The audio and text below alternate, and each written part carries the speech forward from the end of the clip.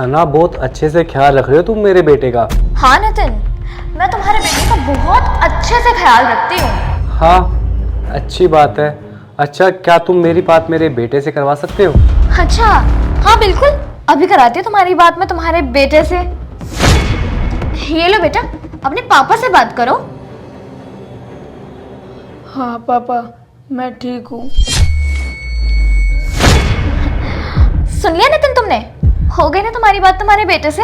हाँ सना, मैंने बहुत अच्छे से सुन लिया कि तुम कैसे मेरे बेटे का ख्याल रख रही हो।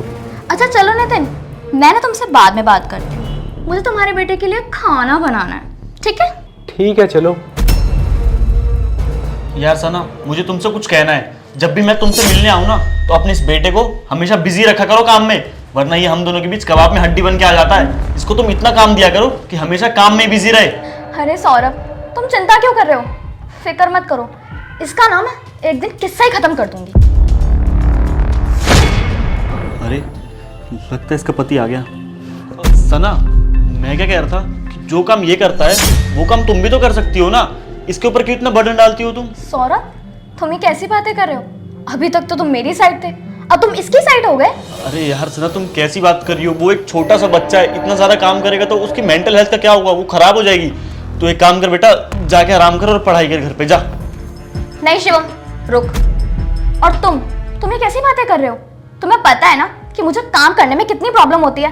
अगर ये चला जाएगा तो काम कौन करेगा? हाँ, और तुझे मैंने काम कहा था ना करने के लिए। चल जा, बाहर वाले कमरे की सफाई कर, निकल।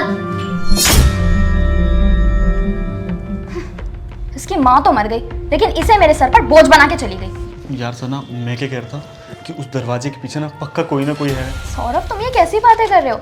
घर में कोई भी नहीं है, तुम्हें ना वहम हुआ होगा। यार मुझे कोई वहम नहीं हुआ। कि प्लीज तुम जाके चेक करो ना कौन है, प्लीज यार जाओ। अच्छा ठीक है, जब तुम इतना कह रहे हो तो तुम्हारी तसल्ली के लिए मैं देख लेती हूँ एक बार। ठीक है।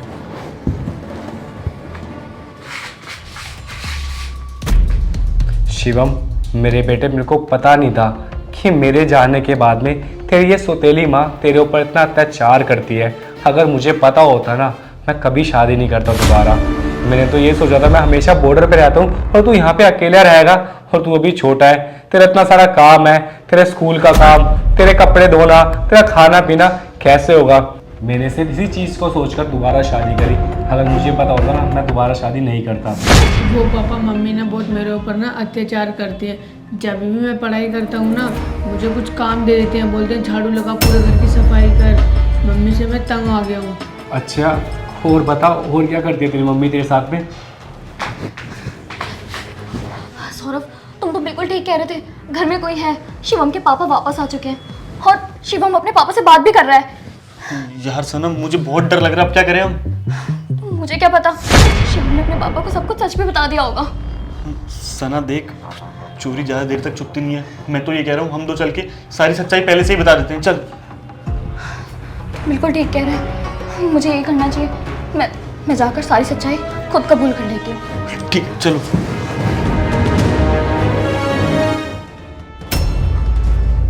इतने करती है? नहीं नहीं, बता, और कुछ करती है तो मेरे को। नितिन, अगर तुम्हें सारी सच्चाई पता चल ही चुकी है तो मैं तुम्हें बाकी की सच्चाई भी बता देती हूँ। ये लड़का, इसका नाम सौरभ है और ये मेरा बॉयफ्रेंड है।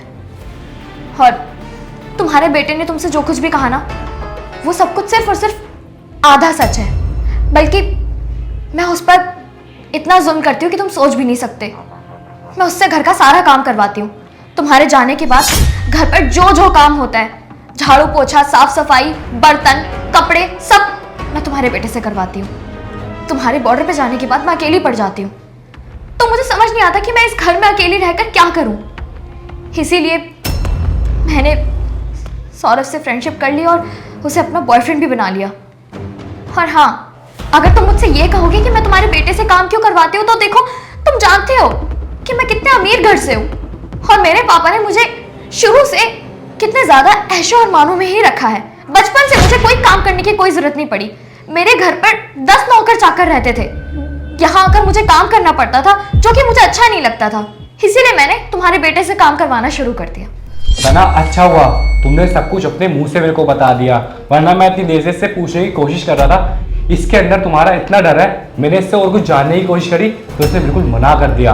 और सना, तुम्हें थोड़ी बहुत भी शर्म नहीं आती क्या इस मासूम के साथ में अत्याचार करते हुए? अरे अगर तुम्हारा बेटा नहीं है पर कम से कम जो माँ शब्द है उसकी तो लाज रख लेते ना। और एक चीज और, जब मैंने तुम्हारे आगे शादी का प्रपोजल रखा था तो तुम्हें मैंने एक चीज और बताई थी कि मेरा एक ऑलरेडी बच्चा है, उसके लिए मुझे माँ की जरूरत है। तो तुमने क्या बोला था? मुझे कोई दिक्कत नहीं है, मैं उस बच्चे को भी अपने बच्चे की तरह पालूंगी। और आज क्या कर रहे हो तुम इसके साथ में? मेरे जाने के बाद में मेरा बेटा वैसे ही अकेला रहता था, माँ का प्यार नहीं मिलता था। पर तुम्हारे आने के बाद मैंने सोचा था जो ये अकेला रहता है और जो उसको माँ का प्यार नहीं मिल पा रहा वो मिल जाएगा। पर तुमने ना इसको उससे भी ज्यादा, उससे भी बदतर एहसास दिलवा दिया। और ये बात तो सच है, जो सगी माँ प्यार कर सकते ना वो सौतेली माँ कभी प्यार नहीं कर सकती। सौतेली माँ हमेशा सौतेली ही रहती है। और यार कम से कम इस मासूम के ऊपर तरस तो करते, तुम इसको पढ़ने नहीं देते, इससे अपने गंदे कपड़े धुलवाते हो और घर का सारा काम करवाते हो, झूठे बर्तन धुलवाते हो। और मुझे एक बात बताओ, अगर ये तुम्हारा अपना बेटा होता तो तुम उसके साथ भी ऐसा करते? नहीं करते ना, फिर इसके साथ में क्यों किया? अब ना मुझे तुम्हारी शक्ल भी नहीं देखनी। अच्छा हुआ जो सब कुछ बातें थी ना वो सारी बातें मैंने सुन ली है। और जो तुम्हारे बॉयफ्रेंड ने मेरी बात सुनी थी ना, मैंने जानबूझ के करी थी ताकि मैं भी तो देखूं। मुझे सच पता लगने के बाद में तुम कैसे बिहेव करती हो। तुम सच बोलोगी या फिर अभी भी झूठ बोलोगी? और रही बात डिवोर्स की, वो तो मैं तुम्हें देकर रहूंगा। डिवोर्स के पेपर तुम्हारे घर पर आ जाएंगे। और शिवम, आज से तेरे को घबराने की जरूरत नहीं है, मैं आ गया हूँ। आज से तू सिर्फ पढ़ाई करेगा, जो भी घर के काम है वो मैं करूंगा या फिर घर पे कोई नौकरानी लगवा लूंगा। और जो तेरी माँ है ना, इसको अभी इस घर से निकालूंगा। निकलो मेरे घर से, निकलो। नहीं Nitin, I am really sorry, please मुझे माफ कर दो। देखो मुझसे बहुत बड़ी भूल हो गई, मैं मानती हूँ कि मैंने गलती की है, लेकिन आगे से मैं ऐसा कभी नहीं करूंगी। मैं भूल गई थी कि ये तुम्हारा बेटा होने के साथ साथ मेरा भी बेटा है। क्या बोला तुमने? माफ कर दूं? तुम्हें पता है माफी ना गलती की मिलती है, गुनाह की नहीं। जो तुमने किया है ना वो गुनाह है। तुमने मेरे बेटे के साथ में अत्याचार तो क्या किया, साथ में तुमने मुझे धोखा भी दिया है। शादीशुदा होने के बाद ही एक्सटर्नल अफेयर चलाती हो। अरे मैंने तुम्हारे लिए किस चीज की कमी छोड़ी थी? तुम जब भी पैसे बोलती थी मैं तुम्हें बॉर्डर से पैसे भिजवाता था। तुम्हें किसी भी चीज की जरूरत होती थी तुम मेरे से बिना पूछे समझे कुछ भी होता था सब लेके आ जाते थे। मुझे विश्वास नहीं हो रहा, तुमने ना आज पत्नी होने के नाम पे ना कलंक लगा दिया है। आज के बाद कोई भी पति दोबारा शादी करने से घबराएगा। और इन जैसे बच्चे भी ना कभी सौतेली माँ के अंदर सगी माँ का प्यार नहीं देख पाएंगे। तुम्हें पता है तुमने ना बहुत बड़ी गलती करी है, मुझे धोखा देके और इस मासूम के साथ में धोखा करके। अब ना तुम यहाँ से जा सकते हो, मैं तुम्हें बिल्कुल भी माफ नहीं करूंगा। अपना बैग उठाओ और इसके साथ में निकलो मेरे घर से। नहीं Nitin, please I am really sorry, मुझे माफ कर दो। मैंने तुम्हें आखिरी बार बोला, तुम यहाँ से चली जाओ, तुम्हारे लिए अच्छा रहेगा। नहीं तो मैं अभी पुलिस को बुलाता हूँ और महिला पुलिस आएगी, तुम्हारी चुटिया पकड़ के तुम्हें यहाँ से बाहर निकालेगी। जाओ यहाँ से, डिवोर्स पेपर तुम्हारे घर पे मिल जाएंगे।